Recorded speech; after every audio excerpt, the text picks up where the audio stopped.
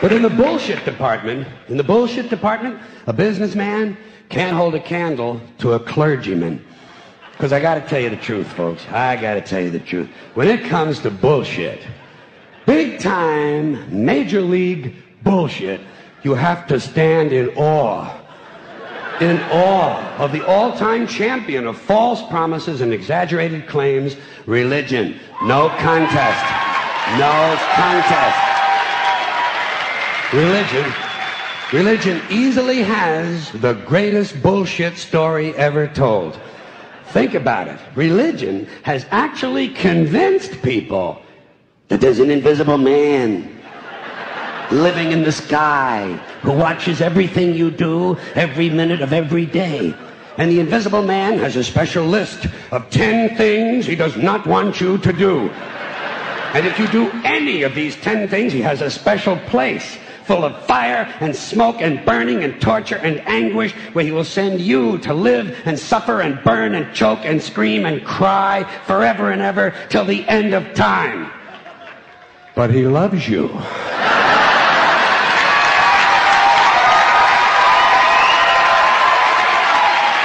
He loves you.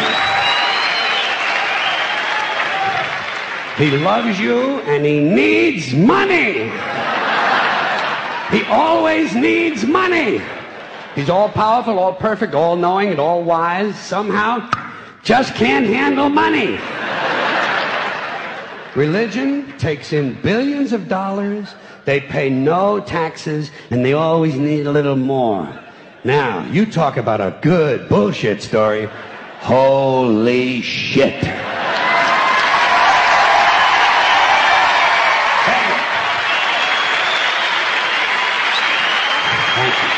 But, thank you very much. But I want you to know something. This is sincere. I want you to know, when it comes to believing in God, I really tried. I really tried. I tried to believe that there is a God who created each of us in his own image and likeness, loves us very much, and keeps a close eye on things. I really tried to believe that, but I gotta tell you, the longer you live, the more you look around, the more you realize something is fucked up. Something is wrong here. War, disease, death, destruction, hunger, filth, poverty, torture, crime, corruption, and the ice-capades. Something is definitely wrong. This is not good work. If this is the best God can do, I am not impressed. Results like these do not belong on the resume of a supreme being.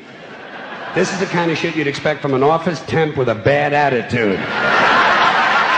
And just between you and me, in any decently run universe, this guy would have been out on his all-powerful ass a long time ago. And by the way, I say this guy because I firmly believe, looking at these results, that if there is a God, it has to be a man. No woman could or would ever fuck things up like this.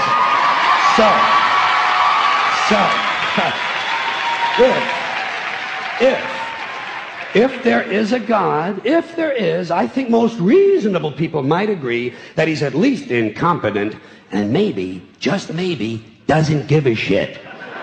Doesn't give a shit, which I admire in a person and which would explain a lot of these bad results. So rather than be just another mindless religious robot, mindlessly and aimlessly and blindly believing that all of this is in the hands of some spooky, incompetent father figure who doesn't give a shit, I decided to look around for something else to worship, something I could really count on. And immediately, I thought of the sun. Happened like that. Overnight, I became a sun worshiper. Well, not overnight. You can't see the sun at night. But first thing the next morning, I became a sun worshiper. Several reasons. First of all, I can see the sun. Okay?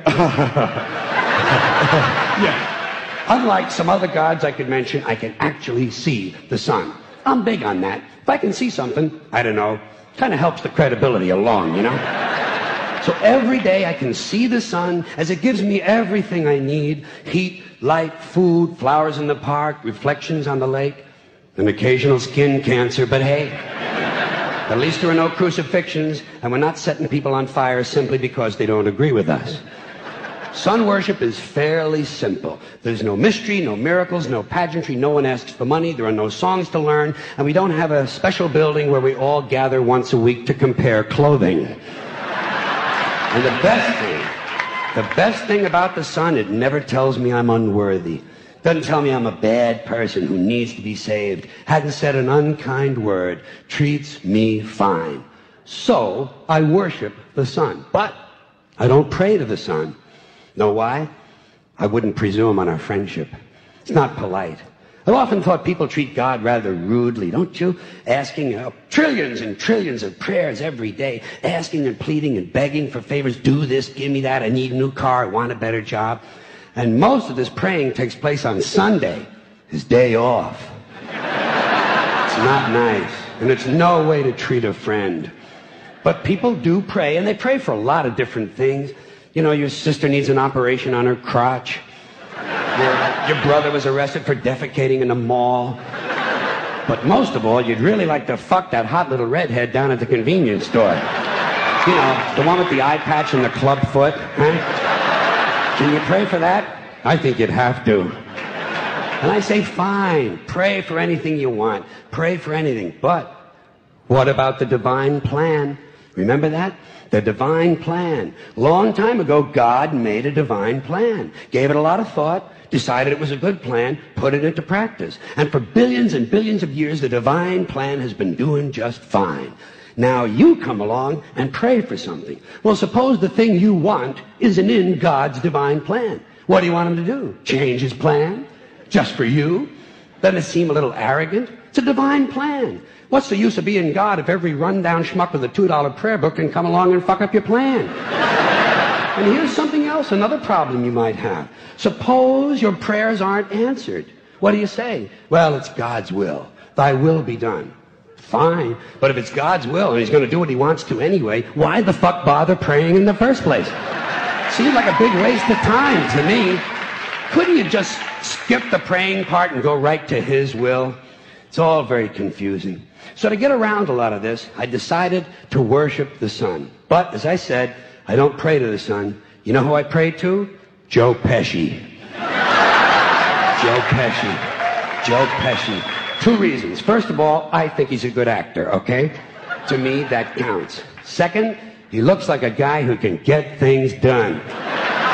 Joe Pesci doesn't fuck around. Doesn't fuck around.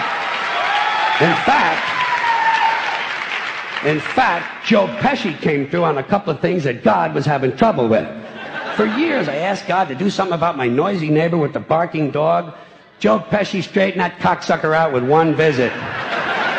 It's amazing what you can accomplish with a simple baseball bat.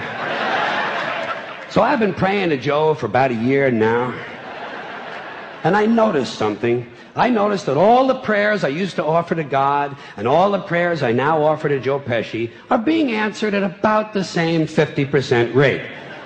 Half the time I get what I want, half the time I don't. Same as God, 50-50.